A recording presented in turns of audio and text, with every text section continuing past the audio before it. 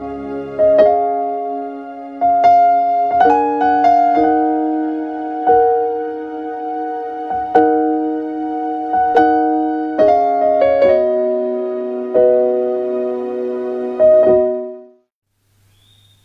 le manatu wha mamafa, mo le nei tae au e whapea. Le oa ma le tamau ainga. Le oa ma le tamau ainga. E nei vai tau o le. Vave pea o le na ngā ilunga o le tamau ainga. I se tūlanga te le vave o le tāwilinga o le lalolangi. Whafua se ia mai o le COVID-19 fulmreiva. Le nei ua toe tau tele ngese ai. Ma a fia tele ai le tamau ainga. Le a foi wawa ai ia Samoa. I le nei foi vai tau o le soifuanga. E wha manatu mai pea. E nei mea tupu le sootanga fai pea le tangata. Malona atua. Tala loo wha amtala mai e mareko i le nei tae au. O le mau oa tala vou. Ia malana ungani a Yesu. Po le ase mea na te whaia e mau aile ola e whaavau. Whailoia Yesu nisi o tula fono e aona tausia. Tali le tau le lea ua ma e ona ia tausia. Talu ona lai titi. Ona toe whetalai atu leo Yesu iai. Ia wale lei. Aia e alu e whaatau uma au mea. Ma avatu i e ua mātitiva.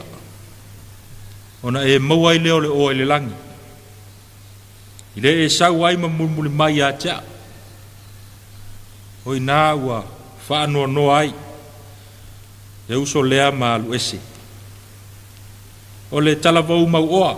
Tele le oa ma le tamau ainga o le ola nei. Malama lei tu la fono mose. Se tangata maualunga. Lona tūlanga i le lotu iutaia. Moli maunisi masalo e tele ni ona whanua. Mai ngalua ina le tele o tangata mātiva. Le tele o neilau ele, le leina te uumia ina. Ma tele i lava lona tamau a inga. Malona winga.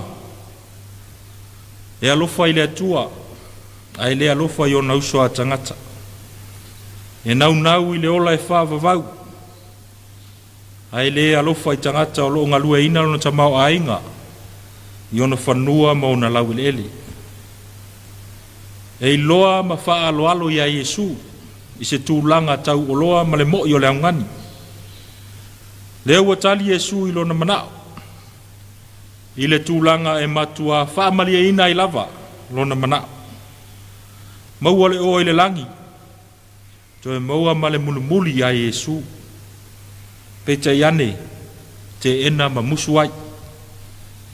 Ona e matango fia lava le soifuanga o lo soifua ai i le lalolangi nei. Samo ai o se fangu le nao le nei tae au fou. Le oa ma le tamau a inga o le lalolangi nei o mea pala mangata. A o le tamau a inga o le tua, o le alofa, o le whaasoa, o le ustai, o le awa i mātua. E o lava i le whaavavau. E le ngata le tamau a inga i le langi. Tupu masoloia e o lava i le whaavavau. Vea pe i tātou maso. Muli a Yesu mana o onga. Ma whaatai ta inga. Mo le lalolangi ang sala. Ma ai po whiana e ave iai lau wha mua. Po mea pala. Po mea e o i le whaavavau lo nao ngā. Wa ai po lua lainga tutusa ma si uso sia. Tala vau to e mauoa. Whao ngā te tau le tala vau. Ave le te mau a inga ma whaaso atu. Alofa atu. Tufa atu. Aua le musu ma tau fiofi mau i me alofa le tua. Wa fōa i atu i a te oi. E le mau pia i tātou i lalo nei. Tele o le tamau a ingo le lalolangi nei. E umatu tātou. O mai nisi. Maua pea le nāta leni. Le nānga waa. Le nāto mai whaapitoa. E mo le manuia alu i luma o le soifuanga nei. o Iesu Keriso o le tamau a ingo le atua na awina mai. Ai sa whaatino lava no na wala awina i se au wala wha leilonga ma le maualalo. Sa o lava i le sa tauro mātanga ma lona toto na malingi. O lona toe tū manu malo mai le oti ma le tūnga mau. Ne ua tātou wola sa o loto ai e o lava i le wha avavau. Manuia tele la vasinga ma fuafuanga tātou wha mua pea le atua i mea uma e manui ai ono Iesu. Amen. Tātou pe pese atu i le pese o saunia e le au fai pese.